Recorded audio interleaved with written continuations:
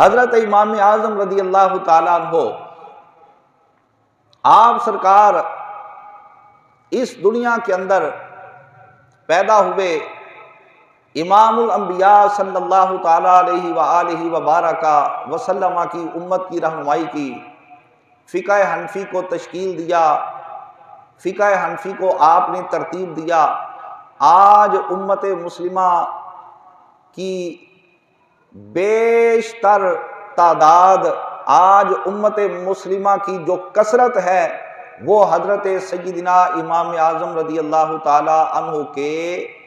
بتائے گئے شرعی اصولوں اور قواعد و ضوابط کے مطابق اپنی زندگیاں بسر کرتے ہیں اور اپنی عبادات کو کیا کرتے ہیں۔ تو اس طرح حضرت امام اعظم رضی اللہ تعالیٰ عنہ نے دنیا کے اندر رہتے ہوئے ایک نیک کام کا آغاز کیا، اچھا کام کیا، اچھا طریقہ انہوں نے ایجاد کیا، فقہ حنفی کو تشکیل دیا۔ بعد میں آپ کے شاگرد تیار ہو گئے، آگے ان کے شاگرد تیار ہو گئے، آگے ان کے تلامذہ تیار ہو گئے۔ تو یہ سلسلہ کڑی در کڑی چلتا چلتا صدیوں کے بعد آج ہم تک پہنچا، اور اس سلسلے نے ابھی قیامت تک آگے چلتا رہنا ہے۔ تو حضرت امام اعظم ابو حنیفہ رضی اللہ تعالی عنہ آپ نے دنیا کے اندر رہتے ہوئے اپنی حیات کے چند سالوں میں یا اپنی حیات کے زندگی کے ایک مخصوص حصہ کے اندر جد و جہد کر کے، محنت کر کے اپنے لیے اتنا قیمتی سرمایہ تیار کر لیا کہ آج آپ کو صدیاں ہو گئی دنیا سے پردہ فرمائے ہوئے، مگر آپ کے اس عمل کی بنا پر مسلسل دن رات صبح و شام اجر و ثواب آپ کے نامہ عمل کے اندر لکھا جا رہا ہے، اور ابھی خدا جانے کتنی صدیاں اور آپ سرکار کے نامہ عمل کے اندر آپ کے اس مشن پاک کی برکت سے نیکیوں اور اجر و ثواب کے لکھے جانے کا سلسلہ جاری و ساری رہے گا۔ حضور داتا صاحب رحمۃ اللہ تعالی علیہ، آپ جب حضرت بلال رضی اللہ تعالی عنہ کی قبر مبارک کے سر والی سائیڈ پہ آرام فرما ہو گئے، امام الانبیاء صلی اللہ تعالی علیہ وسلم جلوہ گر ہوئے، حضور کا دیدار ہوا، تو ایک بزرگ کو اپنی گود کے اندر اٹھائے ہوئے امام الانبیاء کی زیارت کی۔ عرض کیا یا رسول اللہ، یہ خوش نصیب کون ہے؟ میرے آقا نے فرمایا کہ اے علی حجویری، یہ تیرا اور تیرے دوسرے مسلمان بھائیوں کا امام اعظم ابو حنیفہ نعمان بن ثابت ہے۔ تو حضرت داتا صاحب رحمۃ اللہ تعالی علیہ فرماتے ہیں کہ میں سمجھ گیا کہ جس طرح امام الانبیاء صلی اللہ تعالی علیہ وسلم آپ سے غلطی کا امکان نہیں، امام الانبیاء نے خواب کے عالم میں میرے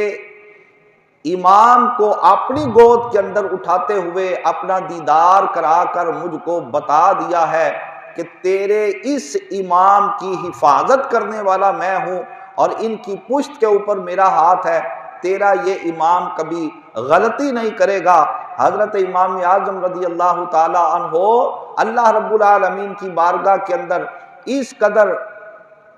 تقوی و طہارت کے مالک ہیں، اس طرح آپ سرخرو ہوئے کہ جب بادشاہ وقت نے آپ سے تقاضا کیا کہ میں آپ کو وزیر بنانا چاہتا ہوں، حضرت امام اعظم رضی اللہ تعالی عنہ سرکار نے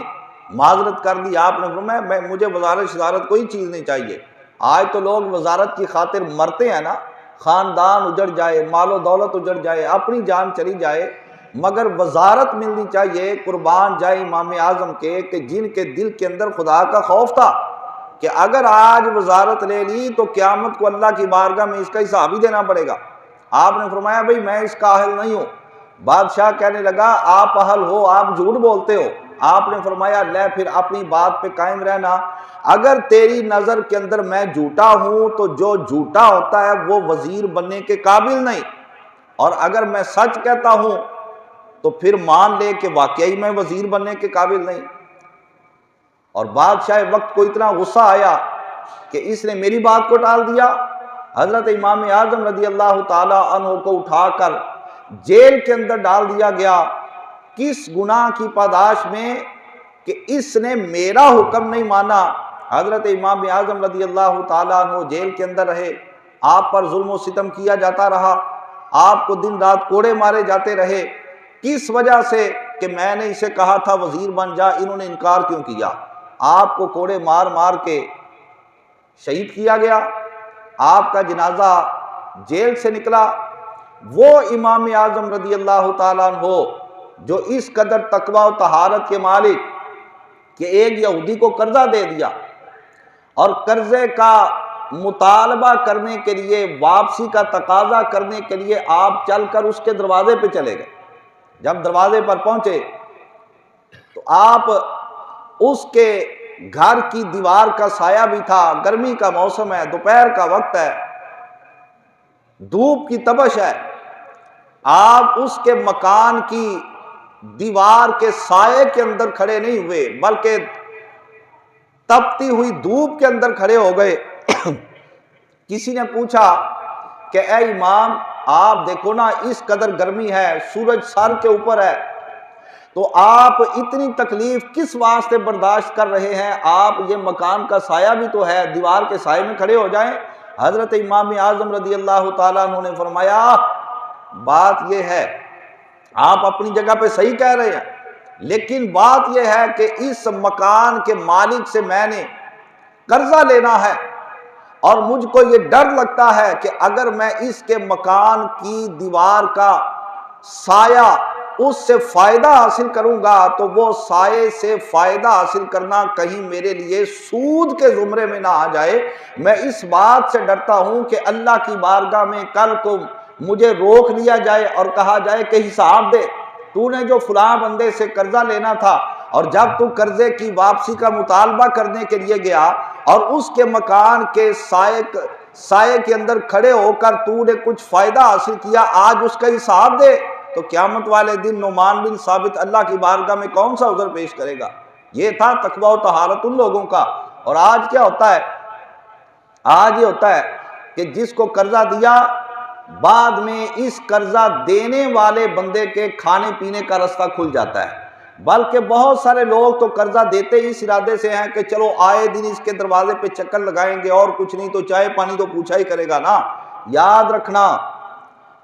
جب کسی کو قرضہ دے دیا اور قرضے کا مطالبہ کرنے کے لیے بار بار اس کے پاس جانا اس ارادے سے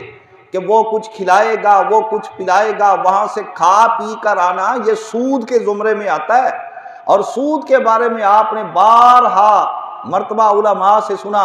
امام الانبیاء صلی اللہ تعالیٰ علیہ وسلم کا فرمان مبارک کہ جو بندہ سود کا ایک پیسہ کھاتا ہے، جو سود کا مال کھاتا ہے، اس کو کتنا گناہ ملتا ہے کہ جس طرح کوئی بندہ اپنی سگی ماں کے ساتھ زنا جیسے کبیرہ گناہ کا ارتکاب کر گزرے۔ مگر افسوس کہ آج ان چیزوں کو معمولی سمجھ کے ترک کر دیا جاتا ہے۔